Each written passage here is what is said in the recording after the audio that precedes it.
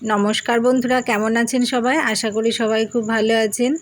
যারা রান্নায় একদমই নতুন, আজকের এই ভিডিওটা সম্পূর্ণই তাদের জন্য।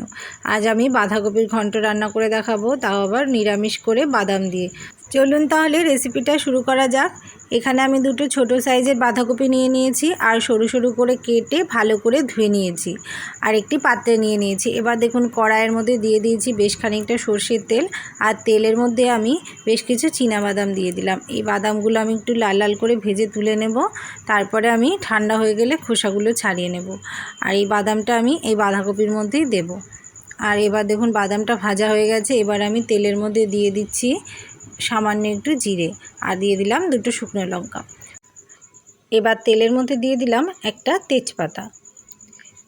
তেজপাতা, শুকনো লঙ্কা আর জিরে একটু ভেজে নিয়ে আমি তেলের মধ্যে দিয়ে দেব গোটা গরম মশলা। এখানে আছে এলাচ, লবঙ্গ, দারচিনি, আর এই সব কিছুকে একটু ভেজে নেব। ফোড়নটা যখন একটু ভাজা হয়ে যাবে তখন আমি তেলের মধ্যে দিয়ে দেব বাঁধাকপির জন্য যে আলুগুলো কেটে রেখেছিলাম সেই আলুগুলো। দেখুন বাঁধাকপিতে দেওয়ার জন্য আমি আলুগুলো বেশ বড় বড় করে কেটে নিয়েছি। একটু বড় বড় করে বাঁধাকপিতে আলু দিলে খেতে বেশ ভালো লাগে আর সহজেও গলে যায় না, তাই একটু বড় সাইজেই কেটে নিয়েছি। এবার আমি আলুর মধ্যে দিয়ে দিলাম 1 চামচ লবণ আর 1 চামচ হলুদ। এই লবণ হলুদ দিয়ে আলুগুলোকে আমি একটু সামান্যই লাল লাল করে ভেজে নেব, খুব বেশি ভাজবো না। বেশি ভেজে নিলে বাঁধাকপির মধ্যে খুব তাড়াতাড়ি গলে যাবে আলুগুলো। দেখুন ভাজাও হালকা হয়ে গেছে। এবার আমি কড়াইয়ের মধ্যে দিয়ে দেব কেটে ধুয়ে রাখা বাঁধাকপিগুলো। অল্প অল্প করে সব বাঁধাকপিগুলো আমি কড়াইয়ের মধ্যে দিয়ে দিচ্ছি। দেখুন সব বাঁধাকপি আমার দেওয়া কমপ্লিট হয়ে গেছে। এবার আমি খুন্তি দিয়ে খুব সাবধানে আস্তে আস্তে উল্টে পাল্টে দেব। যেহেতু বাঁধাকপিতে কড়াইটা একদম ভরে আছে, তাই চারিদিকে যাতে পড়ে না যায় সেই জন্য এই সময়টা খুব সাবধানে উল্টাতে হবে। দেখুন সমস্ত বাঁধাকপি আমার নাড়া কমপ্লিট হয়ে গেছে, আর দেখুন কতটা কমেও গেছে। এবার আমি 4-5টা কাঁচা লঙ্কা চিড়ে দিয়ে দিলাম, আর এবার বেশ কিছুক্ষণ এই বাঁধাকপিটাকে আমি ঢেকে রাখবো। 5-7 মিনিট ঢেকে রেখেছিলাম। এবার ঢাকনাটা তুলে নিয়েছি। দেখুন বাঁধাকপিটা এখন আরও অনেকটাই কমে গেছে। এবার এটাকে আমি একটু ভালো করে আবার খুন্তি দিয়ে এপাশ ওপাশ করে উল্টিয়ে দেব। একটু নেড়ে নেওয়ার পর এবার আমি কড়াইয়ের মধ্যে দিয়ে দিচ্ছি 1 চামচ লবণ আর 1 চামচ হলুদ।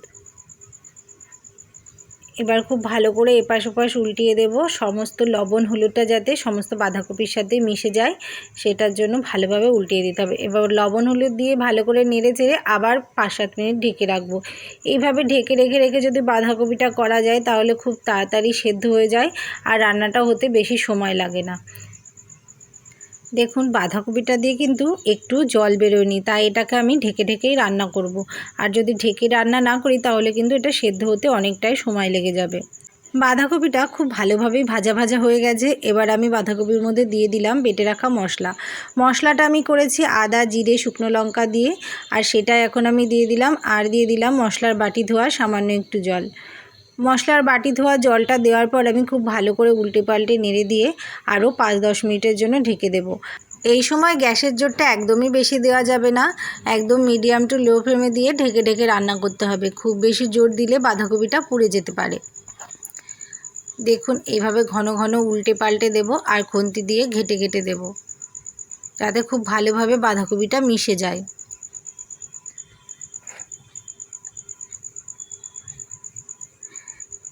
এবার আমি বাঁধাকপির মধ্যে দিয়ে দেব যে বাদামগুলো আমি ভেজে রেখেছিলাম, ওই বাদামগুলো আমি খোসা ছাড়িয়ে নিয়েছি, আর ওগুলোই এখন আমি দিয়ে দিলাম এই বাঁধাকপির মধ্যে।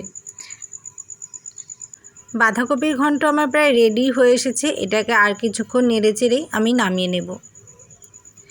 এবার আমি বাঁধাকপির মধ্যে দিয়ে দেব 1 চামচ মতো ঘিটা দেওয়া হয়ে গেলে এবার আমি বাঁধাকপির মধ্যে দিয়ে দেব স্বাদ মতো গরম মশলার গুঁড়ো।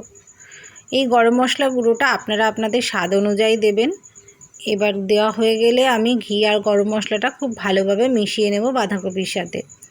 আর দিয়ে দিচ্ছি খুবই সামান্য পরিমাণ চিনিটা যারা পছন্দ করেন না তারা স্কিপ করতে পারেন। নিরামিষ রান্নায় খুবই অল্প পরিমাণে একটু চিনি দিলে খেতে বেশ ভালো লাগে। এবার আমি গ্যাসটা নিভিয়ে দেব। সম্পূর্ণ পরিমাণে রেডি হয়ে গেছে বাঁধাকপির ঘন্ট। দেখুন এটাকে আমি একটি পাত্রে পরিবেশন করে নিয়েছি। তো বন্ধুরা কেমন লাগছে কমেন্ট করে অবশ্যই জানাবেন। আর আপনারা কে কে ভালোবাসেন এমন বাঁধাকপির ঘন্ট খেতে সেটাও আমাকে কমেন্টে জানাবেন। নিরামিষের দিনে যদি এইভাবে ঘি, গরম মশলা আর বাদাম দিয়ে যদি বাঁধাকপির ঘন্ট রান্না করা যায় তাহলে কিন্তু খেতে ভীষণই ভালো লাগে। আপনারা যদি কেউ না খেয়ে থাকেন তবে অবশ্যই একবার এইভাবে ট্রাই করে দেখবেন, আশা করি সবার ভীষণই ভালো লাগবে। আর কেমন লাগলো আজকের আমার এই বানানো রেসিপিটা সেটাও কমেন্টে জানাবেন। সকলকে অসংখ্য ধন্যবাদ এতক্ষণ ভিডিওটা দেখে ধৈর্য ধরে সাথে থাকার জন্য। সকলে ভালো থাকবেন, সুস্থ থাকবেন। আবার আসবো নতুন কোনো রেসিপির ভিডিও নিয়ে। অনেক অনেক ধন্যবাদ সবাইকে।